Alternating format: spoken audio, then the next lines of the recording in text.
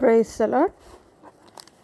మన ప్రభువును ప్రియరక్షకుడైన యేసుక్రీస్తు శుభనామమున గ్రేస్ తెలుగు క్రిస్టియన్ రేడియో శ్రోతలందరికీ మరొకసారి వందనాలు తెలియజేసుకొంచున్నాను.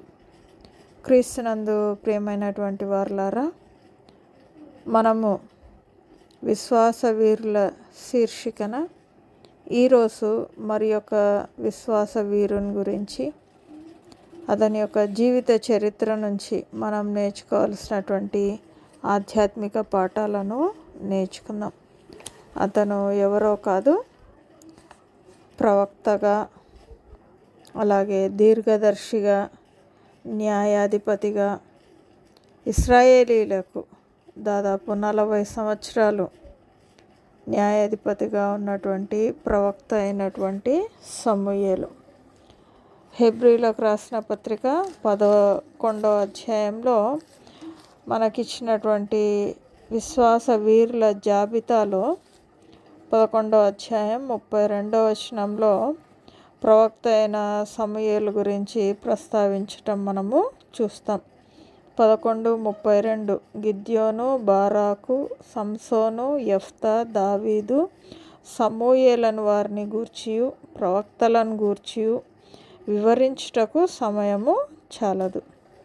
మరి తర్వాత ఉన్నటువంటి 33 వచనం నుంచి మనం గమనిస్తే అందులో లిఖింపబడినటువంటి అనేకమైనటువంటి విషయాల్లో సమూయేలుకు మనం ఆపాదించగలిగినవి ఏమి అంటే, విశ్వాసం ద్వారా రాజ్యములను జయించిరి. సమూయేలు రాజ్యములను ఇశ్రాయేలీలు ఎప్పుడైతే ఫిలిష్తీలకు భయపడి వారు పోరాడలేకపోయినారో, మనము ఆ వృత్తాంతము సమూయేలు గ్రంథం 7వ అధ్యాయంలో చూస్తాము. ఎబెనెజరు రాయిగా ఉండి ఫిలిష్తీయులపై జయం పొందుటకు సమూయేలు కారకుడైతాడు. నీతి కార్యాలను జరిగించినాడు. తర్వాత వాగ్దానములను పొందినాడు. వాగ్దాన పుత్రుడుగా కూడా మనము చూస్తాం. సో ఈరోజు మనం అందరం కలిసి విశ్వాస వీరుడైనటువంటి సమూయేలు యొక్క జీవిత చరిత్రను అధ్యయనం చేసుకొని, ఆయన ఏ విధంగా ఎందుచేత విశ్వాస వీరుడుగా మనము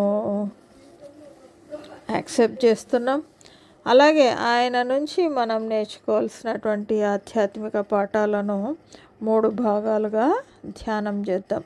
మొదటి భాగంలో సమూయేలు, ఆయన పేరుకున్నటువంటి అర్థం, ఆయనకున్నటువంటి గుణ లక్షణాలు, ఆయన జీవిత చరిత్రలో ఆయన వ్యక్తం చేసినటువంటి గుణ లక్షణాలను గమనిస్తాం. రెండో భాగంలో ఆయన ఏ విధంగా విశ్వాస వీరుడైనాడు అనేది మనం గమనిస్తాం. మూడవదిగా మనము ఈయన జీవిత చరిత్ర నుంచి నేర్చుకోవాల్సినటువంటి ఆధ్యాత్మిక సత్యాలను గమనిస్తాం.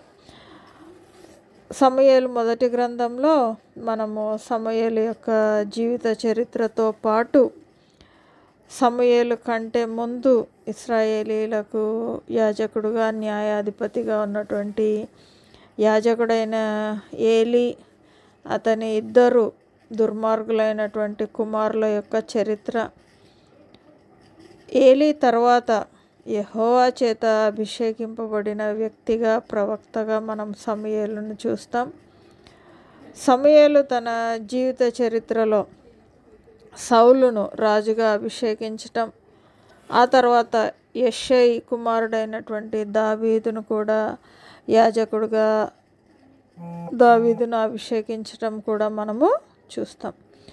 మరి మొదటిగా సమూయేలు అన్న మాటకు లేదా పేరుకు అర్థం హీబ్రూలో మనం గమనిస్తే అది దేవుని యొక్క పేరు. దేవుడు విన్నాడు అని కూడా అర్థం వస్తుంది.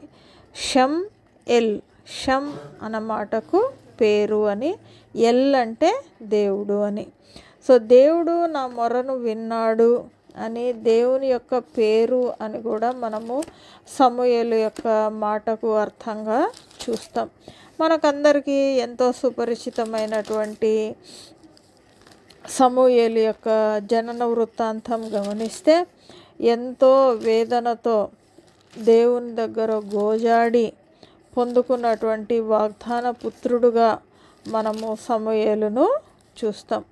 ఎఫ్రాయిమీడైన ఎల్కానాకు హన్నాకు జనించినటువంటి జ్యేష్ఠపుత్రునిగా మనము సమూయేలును చూస్తాం.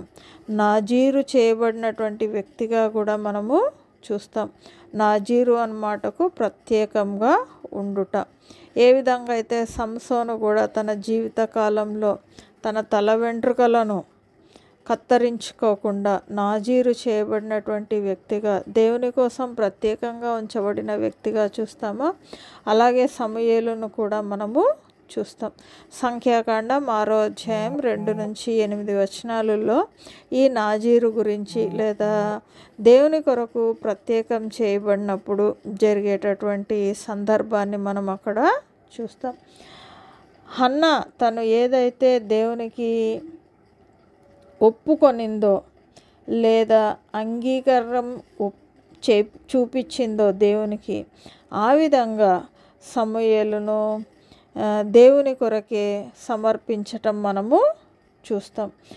1వ అధ్యాయము 11వ వచనంలో మధ్య భాగంలో చూస్తాం. వాని తల మీదికి క్షౌరపు కత్తి ఎన్నటికీ రానియ్యక వాడు బ్రతుకు దినములన్నిటను నేను వానిని యెహోవాకు నీకు అప్పగింతునని మ్రొక్కుబడి చేసుకొనెను. ఆమె యెహోవా సన్నిధిని ప్రార్థన చేయుచుండగా, సో ప్రార్థనకు ప్రతిఫలంగా పుట్టినటువంటి కుమారునిగా మనము సమూయేలును చూస్తాం. సో ఏదైతే దేవుని దగ్గర ఒప్పుకొనిందో ఆమె అది తూచా తప్పకుండా పాటియడం మనము చూస్తాం. తర్వాత ఆ తూచా తప్పకుండా పాటియటంలోనే భాగంగా పాలు విడిచిన వెంటనే సమూయేలును తీసుకొని దేవుని మందిరంలో పెట్టడం మనము చూస్తాం. ఆ తర్వాత సంతోషంగా ఆమె దేవునికి కృతజ్ఞత రూపంగా పాడినటువంటి పాటను కూడా మనము 2వ అధ్యాయంలో చూస్తాం. సో బలము కలిగింది అని కూడా పాడుతుంది. అంటే దేవునికి మనం ఏదైనా ఒప్పుకున్నప్పుడు దాన్ని ఫాలో అయినప్పుడు దేవుడు మనకిచ్చే ఆశీర్వాద రూపంగా కూడా మనము సమూయేలును హన్నాను గమనించాల. సో జననంలో ప్రత్యేకమైనటువంటి వాడు, తద్వారా ఆయన ఏర్పాటు చేయబడినటువంటి వాడు అని కూడా మనము అర్థం చేసుకుంటాం. ఈయనను దీర్ఘదర్శిగా కూడా మనము వర్ణించడం చూస్తాం. దినవృత్తాంతముల గ్రంథము 1వ గ్రంథము 9వ అధ్యాయము 22వ వచనంలో ఉంటుంది. దాదాపు 17వ వచనం నుంచి 22 వచనాల వరకు ఉంటుంది. కాకపోతే ఇక్కడ మనము సమూయేలు యొక్క గుణము ఏమి అంటే ఆయన ద్వారపాలకులను నియమించటంలో ఆయనకున్నటువంటి మంచితనాన్ని లేదా చాతురతను లేదా ఆయనకున్నటువంటి జ్ఞానాన్ని కూడా వ్యక్తపరచడం మనము చూస్తాం. 22వ వచనము దినవృత్తాంతంలో 1వ గ్రంథం 9వ అధ్యాయం 22వ వచనం. గుమ్మముల యొద్ద ద్వారపాలకులుగా ఏర్పడిన వీరందరూ 212. సో వీళ్ళని ఏర్పాటు చేసింది ఎవరు అంటే వీరు నమ్మదగిన వారని దావీదును దీర్ఘదర్శియగు సమూయేలును వీరిని నియమించిరి. సో వీళ్ళను ఎవరిని ఈ ద్వారపాలకులుగా నియమించినారంటే 17వ వచనంలో ఉంటుంది. ద్వారపాలకులు ఎవరనగా షల్లూము, అక్కుబుటు, అహిమాన్ అనువారు వారి సహోదరులు. ఓ లాంగ్ లిస్ట్ ఉంటుంది. కానీ మనం ఇక్కడ గమనించాల్సింది ఏమంటే సమూయేలు ఎంత చాకచక్యంగా దావీదుతో కలిసి మందిరం యొక్క ద్వారపాలకులుగా వాళ్ళను సెలెక్ట్ చేయగలిగినాడు. సో హీఈస్ టాలెంటెడ్ అని మనము ఈడ దీర్ఘదర్శి అనే మాట వాడినారు. ప్రవక్త అంటే రాబో సంగతులను తెలియచెప్పేవాడు. మరి ప్రవక్తకు దీర్ఘదర్శికి ఉన్నటువంటి వ్యత్యాసం ఏమి అంటే దీర్ఘదర్శి ఏది జరుగుతుందో అది చూడగలడు. దర్శి అంటే చూసేవాడు, ప్రవక్త అంటే తెలియచెప్పేవాడు. అదే దినవృత్తాంతంలో 1వ గ్రంథం 26వ అధ్యాయము 28వ వచనంలో కూడా సమూయేలు దీర్ఘదర్శి అని ఉంటుంది. 28వ వచనం, దీర్ఘదర్శి సమూయేలును కీషు కుమారుడైన సౌలును నేరు కుమారుడైన అబ్నేరును సెరూయా కుమారుడైన యోవాబును ప్రతిష్ఠించిన సొమ్మంతయు షలోమీతు చేతి క్రిందను వాని సహోదరుల చేతి క్రిందను ఉంచబడెను. So he is able to look forward into the future అని మనము గమనిస్తాం. తర్వాత ఈయన ప్రార్థనాపరుడుగా కూడా వర్ణించబడడం మనము చూస్తాం. అదే దినవృత్తాంతంలో మొదటి గ్రంథము 11వ అధ్యాయము 3వ వచనంలో ప్రార్థనాపరుడుగా మనము చూస్తాం. 11వ అధ్యాయము 3వ వచనము, ఎక్కడ దావీదు హెబ్రోన్లో యెహోవా సన్నిధిని వారితో నిబంధన చేసినప్పుడు నువ్వే మా రాజు అని హెబ్రోనుకు వచ్చి దావీదు దగ్గర ఇశ్రాయేలీలంతా ఆయనను అంగీకరించినప్పుడు వారు చెప్పినటువంటి మాట ఏమి అంటే, అప్పుడు వారు సమూయేలు ద్వారా యెహోవా సెలవిచ్చిన ప్రకారము దావీదును ఇశ్రాయేలీల మీద రాజుగా అభిషేకించను. సో ఏ మాటలైతే ఆయన చెప్పినాడో దాన్ని ఫాలో కూడా అయినారు అని మనము చూస్తాం. కీర్తనల గ్రంథం 99వ కీర్తన 6-7 వచనాలలో సమూయేలు ప్రార్థనాపరుడు అని కూడా మనము కీర్తనకారుడు సమూయేలు గురించి రాయడం మనము చూస్తాం. 99వ కీర్తన 6-7 వచనాలు, అక్కడ ఏముంటుందంటే, ఆయన యాజకులలో మోషే అహరోనులుండిరి, ఆయన నామమును బట్టి ప్రార్థన చేయువారిలో సమూయేలు ఉండెను, వారు యెహోవాకు మొరపెట్టగా ఆయన వారికి ఉత్తరం ఇచ్చెను. సో ఈడ యెహోవాకు సమూయేలు ఎప్పుడు మొరపెట్టినాడు అంటే ఫిలిష్తీయులపై యుద్ధానికి పోయినప్పుడు, లేదా రాజును కావాలా అని వాళ్ళు అడిగినప్పుడు కూడా యెహోవా కొరకు మొరపెట్టినట్టు మనము చూస్తాం. సో సమూయేలు ప్రార్థనాపరుడు. ఈయన ఒక ప్రవక్త అని కూడా మనము అనుకున్నాం. ఈ ప్రవక్త యొక్క విశేషాలు కొత్త నిబంధన గ్రంథంలో అపోస్తల కార్యంలో యేసుక్రీస్తు శిష్యుడైనటువంటి పేతురు, అలాగే యేసుక్రీస్తును పునరుత్థానుడైన యేసుక్రీస్తు చేత సంధించబడినటువంటి సౌలు పౌలుగా మారటం, ఆ పౌలుకు ఆయన అంతియొకయ ప్రజలతో కోర్స్ ఇచ్చేటప్పుడు సమూయేలు ప్రవక్త గురించి చెప్పడం మనము చూస్తాం. అపోస్తల కార్యంలో 3వ అధ్యాయం 24వ వచనంలో పేతురు, యేసుక్రీస్తు శిష్యుడైనటువంటి పేతురు సమూయేలు గురించి మనము చెప్పడం చూస్తాం. అపోస్తల కార్యంలో 3:24, మరియు సమూయేలు మొదలుకొని ఎందరు ప్రవక్తలు ప్రవచించిరో వారందరూ ఈ దినమును గూర్చి ప్రకటించిరి. ఏ దినము గూర్చి? ఆ పైన చూస్తే దేవుడు శ్రమ పడతాడు అని, నీ నా పాపముల కోసం వచ్చినాడని, ఆయన తన ప్రాణాన్ని అర్పించటం ద్వారా నీకు నాకు నిత్య జీవాన్ని ఇస్తున్నాడని అవంతా చెప్పుకుంటూ వచ్చి ఎవరు ప్రవచించినారు అంటే అందులో సమూయేలు కూడా ఉన్నాడు అని మనము చూస్తాం. అదే అపోస్తల కార్యములు 13వ అధ్యాయంలో అంతియొకయ వాళ్ళతో మాట్లాడేటప్పుడు పౌలు కూడా సమూయేలు గురించి చెప్తాడు. అపోస్తల కార్యములు 13వ అధ్యాయము 20వ వచనము, ఇంచుమించిన అంటే ఈయన ఏమి అంతియొకయ వాళ్ళకు ఇశ్రాయేలీల చరిత్ర అంతా చెప్పుకుంటూ వచ్చి ఇంచుమించు 20వ వచనం, ఇంచుమించు 450 సంవత్సరములు ఇటు జరిగెను. అటు తర్వాత ప్రవక్త అయిన సమూయేలు వరకు ఆయన వారికి న్యాయాధిపతులను దయచేసెను. సో ప్రవక్త అని మనము చూస్తాం, న్యాయాధిపతిగా కూడా ఉన్నట్టు మనము చూస్తాం. ఏ మాట అయితే హెబ్రీయులకు రాసిన పత్రిక 1వ అధ్యాయము 1-2 వచనాలలో అనేక మంది నానా విధములుగా తండ్రి అయినటువంటి దేవుడు ఆనాడు మాట్లాడినాడో అటువంటి ఇశ్రాయేలీలతో మాట్లాడినటువంటి ప్రవక్తగా మనము సమూయేలును చూస్తాం.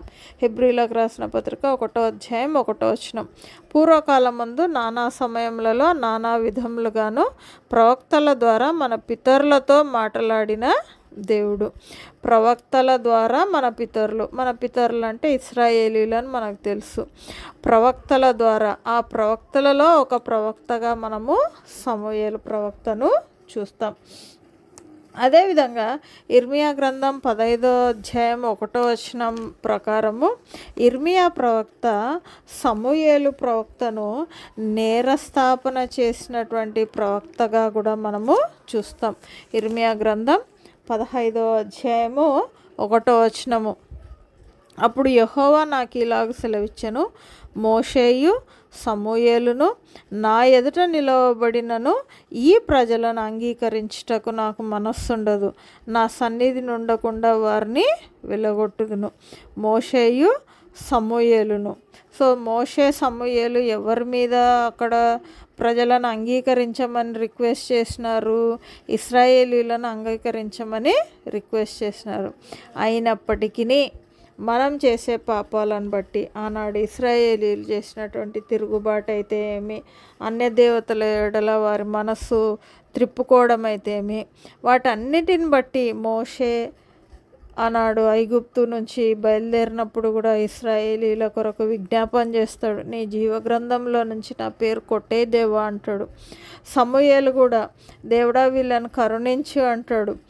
అటువంటి నేరస్థాపన చేసినప్పటికీ దేవుడు ఏమంటున్నాడంటే, నా సన్నిధిని, నాకు ఆ మనసు ఉండదు వారిని అంగీకరించడానికి, నా సన్నిధిని ఉండకుండా వారిని వెళ్ళగొట్టుదును అని కూడా చూస్తాం. సో నేరస్థాపన చేసినటువంటి ప్రవక్తగా కూడా ఇర్మియా ప్రవక్త సమూయేలును డిస్క్రైబ్ చేయడం మనము చూస్తాం. మరి ఈయన నమ్మకమైన యాజకుడుగా మనము చూస్తాం. 2వ అధ్యాయం 35వ వచనంలో నమ్మకమైనటువంటి యాజకత్వం దేవుని మందిరంలో చేయడం మనము చూస్తాం. 3వ అధ్యాయం 9వ వచనంలో ఏం చెప్పినా ఫాలో అవ్వడానికి రెడీగా ఉంటాడు. నీ దాసుడు ఆలకించుచున్నాడు, వినుచున్నాడు, ఆజ్ఞ ఇమ్ము అని దేవునితో మాట్లాడడం మనము చూస్తాం. అంటే ఎంతనో విధేయత చూస్తాం. 3వ అధ్యాయం 19వ వచనంలో దేవుడు అతనికి తోడుగా ఉండడం చూస్తాం. మరి ఈయన ఇంకా చేసిన కొన్ని పనులు చూస్తే ఇశ్రాయేలీలకు హితబోధ చేస్తాడు. 7వ అధ్యాయం 3వ వచనంలో మీరంతా దేవుని వైపు తిరగండి, దేవుని వైపు తిరిగితే మీకు ఇశ్రాయేలీల మీద దేవుడు మీకు విజయం ఇస్తాడు అని చెప్పడం చూస్తాం. సమూయేలు మొదటి గ్రంథం 7వ అధ్యాయము 3వ వచనంలో చూస్తాం. సమూయేలు ఇశ్రాయేలీలందరితో ఇట్లా, నేను మీ పూర్ణ హృదయంతో యెహోవా యొద్దకు మీరు మల్లుకొని ఎడల అన్య దేవతలను మీ మధ్య నుండి తీసివేసి పట్టుదల కలిగి యెహోవా తట్టు మీ హృదయంలను త్రిప్పి ఆయనను సేవించుడి, అప్పుడు ఆయన ఫిలిస్తీన్ల చేతిలో నుండి మిమ్మును విడిపించును. సో హీఈస్ అడ్వైజింగ్ ఇజ్రాయేలీలకు దేవుని వైపు తిరగండి అని. 15వ అధ్యాయంలో చూస్తాం, గైకొనాలా ఆయన ఇచ్చే ఆజ్ఞలను, దేవుడిచ్చిన ఆజ్ఞలను మనము గైకొనాలా అని కూడా మనము చూస్తాం. బలులు అర్పించుట కంటే మాట వినుట శ్రేష్టమని చూస్తాం. యెషయి కుమారులు దేవుడు ఎప్పుడైతే సౌలును విసర్జించి దావీదును ఏర్పరచుకోవాలా ఆ విషయము సమూయేలుకు తెలియజేసినప్పుడు యెషయి కుమారులను చూడ్డానికి నువ్వు బయలుదేరు అని 16వ అధ్యాయంలో సెలవిచ్చినప్పుడు యెషయి వాళ్ళ ఇంటికి వచ్చినప్పుడు సమూయేలు మాత్రం పైరూపంను చూసినాడు, కానీ తండ్రి అయినటువంటి దేవుడు హృదయంను లక్ష్య పెట్టినాడు.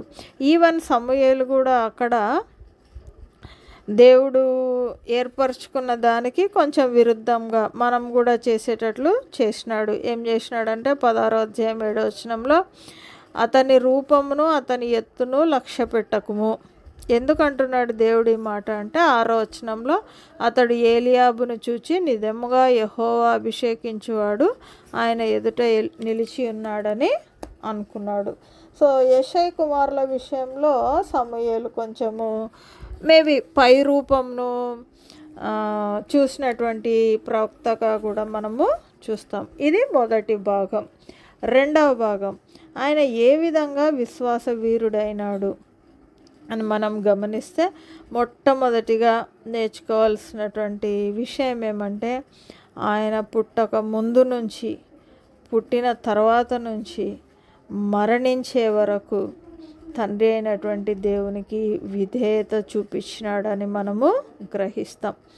మొట్టమొదటిగా తల్లికి విధేయత చూపించినాడు.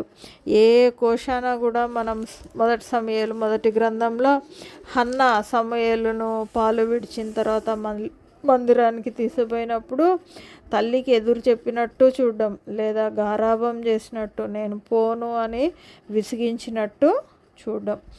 తర్వాత దేవుని యొక్క స్వరం విని విధేయత చూపించడం మనము చూస్తాం. యాజకుడైన ఏలీకి చూపించినాడు, తండ్రి అయినటువంటి దేవునికి కూడా చూపించినాడు. మరి ఆయన చేసింది ఏమి అంటే 2వ అధ్యాయం 11వ వచనంలో ఉంటుంది.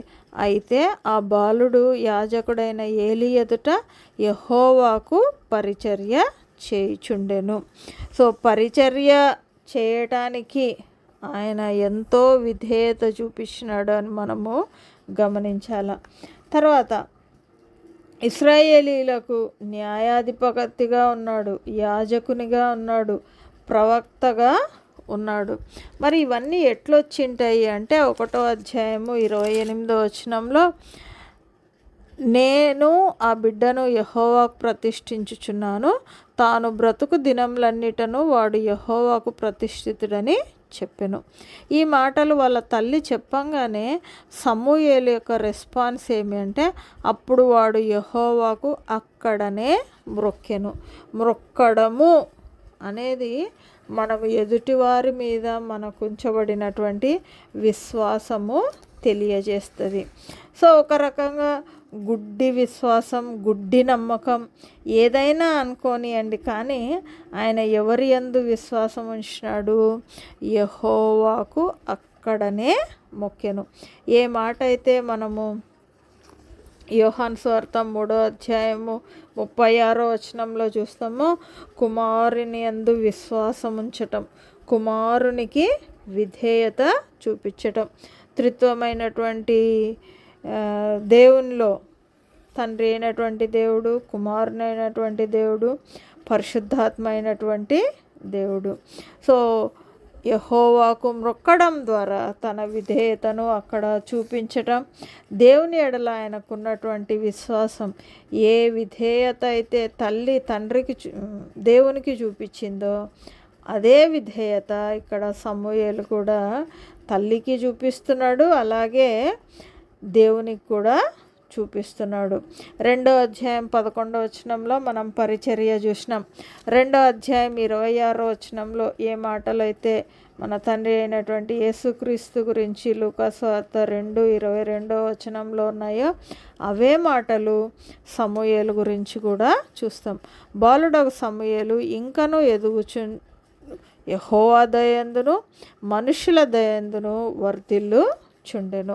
సో ఎప్పుడు మనకు దేవుని దయ మనుష్యుని దయ వస్తుంది అంటే మనం దేవుని యందు విశ్వాసము ఉంచినప్పుడు, ఆ నమ్మకము ఆ విధేయత ఉన్నప్పుడు ఆటోమేటిక్గా యోహాను సువార్తలో చెప్పినట్టు మనము నిత్య జీవానికి కూడా వారసులమవుతాం.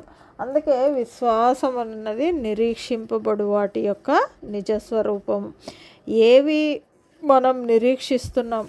తండ్రితో పాటు నిత్య జీవంలో ఉండాలనేదే మనము నిరీక్షణ. సో అటువంటి విశ్వాసంతో దేవుని మందిరంలో పరిచర్య చేసినటువంటి న్యాయాధిపతిగా, యాజకునిగా, ప్రవక్తగా, దీర్ఘదర్శిగా మనము సమూయేలును చూస్తాం.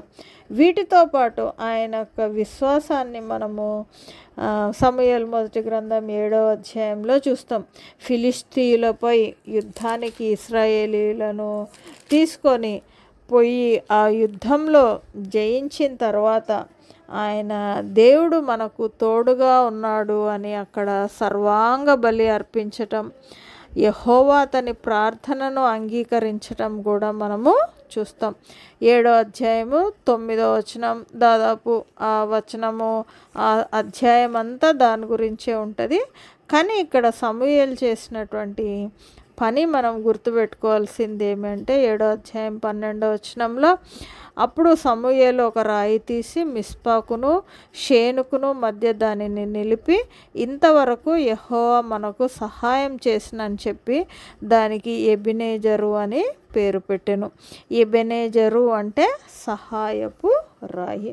సో దేవుడు మనకు సహాయం ఉంటే తప్ప, ఆ విశ్వాసం మనలో ఉంటే తప్ప మనము యుద్ధములను జయించము. లేదా ఎంతో పోరాడినారు ఇశ్రాయేలీలు తమ జీవిత కాలం అంతా ఫిలిస్తీన్ల చేతిలో అనగగొట్టబడిన వారు చాలా కష్టాలు పడ్డం మనము చూస్తాం. అయితే వాటిపైన విజయం సాధించాలంటే మనకు సహాయంగా ఉండే తండ్రి అయినటువంటి దేవుని యందు మన విశ్వాసం ఉంచాలా అని కూడా మనము గుర్తుపెట్టుకోవాలి. అలాగే ఈ దేవుని యందు ఉన్నటువంటి ఆ విశ్వాసాన్ని సౌలును అభిషేకించటంలో మనము చూస్తాం. 8 నుంచి 10 అధ్యాయాలలో అది చూస్తాం. ఇదే వ్యక్తి సౌలు కోసం దుఃఖపడ్డం కూడా మనము చూస్తాం. ఎప్పుడైతే సౌలును తండ్రి అయినటువంటి దేవుడు రిజెక్ట్ చేసినాడో, ఆయన చేసినటువంటి పొరపాటు వలన, లేదా నేను చాలా మంచి పని చేస్తున్నా అని అనుకున్నాడు, కానీ అది దేవునికి ఇష్టమైన పనిగా మనము చూడడం. అందుకే సమూయేలు ద్వారా దేవుడు చెప్పినటువంటి మాట, బలులు అర్పించుట కంటే యెహోవా మాట వినుట శ్రేష్టం. 15వ అధ్యాయం 22వ వచనంలో ఆ మాట ఉంటుంది. అందుకు సమూయేలు తాను సెలవిచ్చిన ఆజ్ఞను ఒకడు గైకొనుట వలన యెహోవా సంతోషించినట్లు. సో ఆ సంతోషం అనేది ఈ దేవుడికి సమూయేలు ఎడల కలిగింది. ఎందుకంటే ఏ మాట చెప్పినాడో తండ్రి అయినటువంటి దేవుడు అవి నిర్మోహమాటంగా చెప్పటం మనము చూస్తాం. ఏలి దగ్గర ఆయన యొక్క చావు ఎట్లుంటుంది, కుమారుల చావు ఎట్లుంటుంది. సో నిర్మోహమాటంగా తండ్రికి విధేయుడుగా ఉన్నాడు కాబట్టి ఆయన చేయగలిగినటువంటి పనులు తండ్రి ఇచ్చిన ఆజ్ఞను ఫాలో అయినాడు. సో సౌలును అభిషేకించినాడు. అదే అభిషేకించిన వ్యక్తి సౌలును రిజెక్ట్ చేసినాడు దేవుడు నిన్ను అని చెప్పటం కూడా మనము చూస్తాం. సమూయేలు మొదటి గ్రంథం 28వ అధ్యాయము 17వ వచనంలో, చనిపోయిన తర్వాత కూడా సౌలు సమూయేలు యొక్క ఆత్మను రప్పించినప్పుడు సౌలు అదే మాట అనడం చూస్తాం, నిన్ను యెహోవా తిరస్కరించినాడు అని. సో ఈ విధంగా సమూయేలును మనము విశ్వాస వీరుడుగా అయినాడు అని మనము అంగీకరించవచ్చు. ఏ విధంగా అంటే ఆయన పుట్టుక నుంచి మరణం వరకు చూపించినటువంటి విధేయతను బట్టి అనేక సందర్భాల్లో ఇబ్బందులు పడిన ఇశ్రాయేలీలను ఒక మిలిటరీ లీడర్గా కూడా ఆయన దేవుని యందు నమ్మకం ఉంచి దేవునికి విధేయత చూపించి ఆయన ఇశ్రాయేలీలు ఒక శ్రేష్టమైన స్థానంలో ఉండేటట్టు దేవుడు తనకు అప్పగించినటువంటి అనేకమైన పనులలో విశ్వాసమును తన యొక్క విధేయత ద్వారా వెల్లడి చేయటం మనము చూస్తాం. చివరిగా ఈయన జీవిత చరిత్ర నుంచి మనం నేర్చుకోవాల్సినటువంటి ఆధ్యాత్మిక సత్యాలు. మరి అలనాడు తల్లి అయినటువంటి హన్నాకు విధేయత చూపించినాడు. దేవుని మందిరంలో వదిలేయబడినప్పుడు మరి తల్లికి కానీ తండ్రికి కానీ ఎదురు చెప్పినట్టు మనము చూడటం. మరి మన విధేయత ఎంతవరకు ఉంది? మరి మనం మన తల్లిదండ్రులుగా మన చైల్డ్ని కానీ చిల్డ్రన్ను కానీ దేవుని కోసం సమర్పిస్తున్నామా? అసలు దేవుని పరిచర్య కోసం పిల్లల్ని అడుగుతున్నామా? ఒకవేళ పిల్లల్ని పొందిన తర్వాత మరి ఏదో ఒక రూపంలో ఆయన యొక్క పరిచర్య కోసం మన పిల్లల్ని సమర్పించుకునే తల్లిదండ్రులుగా మనము ఉన్నామా? ఎల్కానా ఆడ ఏం ఎదురు చెప్పినట్టు మనం చూడ్డం. దేవునికి సమర్పించుకొనింది కాబట్టి తర్వాత మనము హన్నా ఆశీర్వదింపబడడం, ఇంకా సంతానాన్ని 3 కుమారులను 2 కుమార్తెలను పొందటం మనము చూస్తాం. మరి మన సమర్పణ లెవెల్స్ ఎక్కడి వరకు ఉన్నాయి? సమూయేలు పుట్టుక నుంచి మరణం వరకు ఆయననే వెంబడించినాడు, ఆయననే ప్రకటించినాడు. దేవుడు ఆయనకి ఇచ్చినటువంటి అనేక బాధ్యతలను ఎంతో విధేయతతో, నమ్మకత్వంతో, ఎంతో కమిట్మెంట్ ఉన్నటువంటి యాజకుడుగా మనము ఆయనను చూస్తాం. మరి మనము అట్లా వెంబడిస్తున్నామా? ఆయన యొక్క మాటను ప్రకటిస్తున్నామా? నిజంగా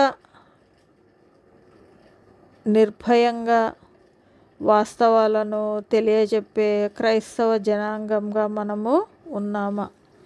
అలనాడు ఇశ్రాయేలీలకు సమూయేలు హితబోధ చేసినాడు. అపోస్తలుడైన పౌలు కొలస్సీలకు రాసిన పత్రిక 3వ అధ్యాయము 23వ వచనంలో హితబోధ అని ఉంటుంది. 3వ అధ్యాయము 23వ వచనము, ప్రభు వలన స్వాస్థ్యమును ప్రతిఫలముగా పొందుదని ఎరుగుదురు గనుక మనం ఏం చేసినా కానీ తండ్రి కోసం చెయ్యాలా, ఆయన చెప్పే హితబోధను వినాలా అని అక్కడ ఉంటుంది. దాదాపు ఆ వర్సెస్లో అంతా ఆ మాటలు ఉంటాయి. మరి సమూయేలు కూడా ఇశ్రాయేలీలకు హితబోధ చేసినాడు. సమూయేలు మొదటి గ్రంథం 8వ అధ్యాయము 10 నుంచి 20 వచనాలలో ఉంటుంది. రాజు మిమ్మల్ని శ్రమ పెడతాడు, ఆయన కింద సేవకులుగా చూస్తాడు, మీరు బానిసలు అవుతారు, ఎన్నో మంచి మాటలు చెప్తాడు. మీరు రాజును వద్దనండి అని చెప్తే కూడా వాళ్ళు వినరు. అప్పుడు సమూయేలు బాధపడడం కూడా మనము చూస్తాం. సో మనము ఆనాడు హితబోధను నిర్లక్ష్యం చేసిన ఇశ్రాయేలీలాగా ఉన్నామేమో. మనం కూడా మనల్ని మనము పరీక్షించుకోవాలి. ఆనాడు సమూయేలుతో మాట్లాడినాడు. ఈనాడు మనకు అనేక మంది దైవజనులతో లేదా సంఘంలో మన సంఘ కాపరుల ద్వారానే వాళ్ళు చెప్తున్నటువంటి హితబోధను మనము నిర్లక్ష్య పెడుతున్నామా, లేదా మనము అవిధేయత చూపిస్తున్నామా, మనము పరీక్షించుకోవాలా.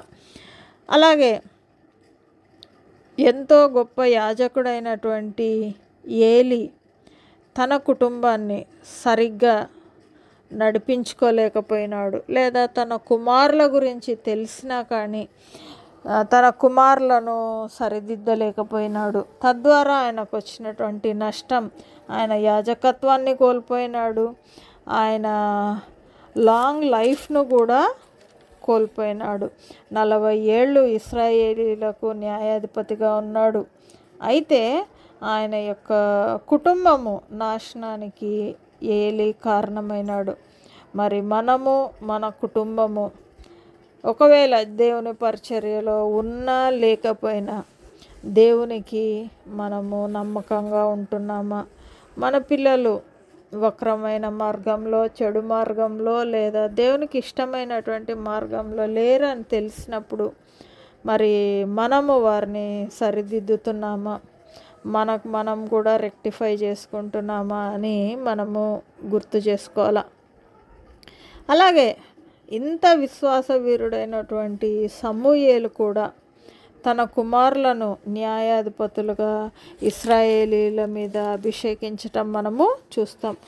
సమూయేలు రాసిన మొదటి సమూయేలు గ్రంథం 8వ అధ్యాయము 1-2 వచనములలో ఆ మాట ఉంటుంది. సమూయేలు వృద్ధుడైనప్పుడు తన కుమారులను ఇశ్రాయేలీల మీద న్యాయాధిపతులుగా నియమించెను.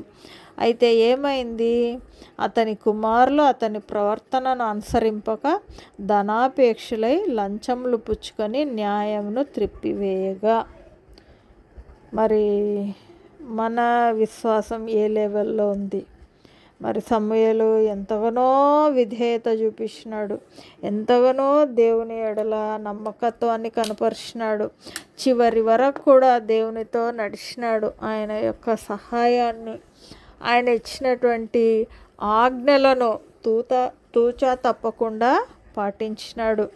మరి కుమారులను మాత్రం మరి ఆయన సరిచేయలేకపోయినాడు. ఒక విధంగా ఇశ్రాయేలీలు రాజును కోరుకోవడానికి సమూయేలు యొక్క కుమారులే కారణమని 8వ అధ్యాయంలో మనకు అర్థమవుతుంది. సో పుచ్చుకొని న్యాయంను త్రిప్పివేసినందుకు ఇశ్రాయేలీల పెద్దలందరూ కూడి రామాలో సమూయేలు వద్దకు వచ్చి, చిత్తగించుము, నీ వృద్ధుడవు, నీ కుమారులు నీ ప్రవర్తన వంటి ప్రవర్తన గలవారు కారు కనుక సకల జనుల మర్యాద చొప్పున మాకు ఒక రాజును నియమింపుము. ఓ రకంగా ఇశ్రాయేలీలు రాజును కోరుకోవటంలో సమూయేలు యొక్క వీక్నెస్ను లేదా సమూయేలు యొక్క కుమారులు కూడా కారణమని మనము గమనిస్తాం. మరి మనం కూడా అటువంటి స్థితిలో ఉన్నామా? మన ప్రవర్తనను బట్టి, మన పిల్లల ప్రవర్తనను బట్టి ఇతరులను కూడా మనకు వారు పోవలసిన మార్గం కాకుండా వేరే మార్గంలో పోవటానికి మనం ఏమన్నా కారణమవుతున్నామా గమనించుకోవాలి. సో విశ్వాస వీరుడైనటువంటి సమూయేలు గురించి మనం నేర్చుకోవాల్సినటువంటి ఆధ్యాత్మిక సత్యాలు, మనము ఆయన ఎడల సంపూర్ణ నమ్మకం ఉంచి సంపూర్ణ విధేయత కనిపించి మరణం వరకు నమ్మకంగా ఉంటే ఆయన ఏదైతే ప్రకటన గ్రంథంలో మనకు వాగ్దానం చేసినాడో జీవ కిరీటాన్ని, నిత్య జీవాన్ని నీకు నాకు బహుమతిగా ఇస్తాడు. అటువంటి సమూయేలు లాంటి నమ్మకమైన జీవితం, విధేయత అయినటువంటి జీవితం దేవుడు నీకు నాకు మనందరికీ అనుగ్రహించునుగాక. ఆమెన్. Praise the lord.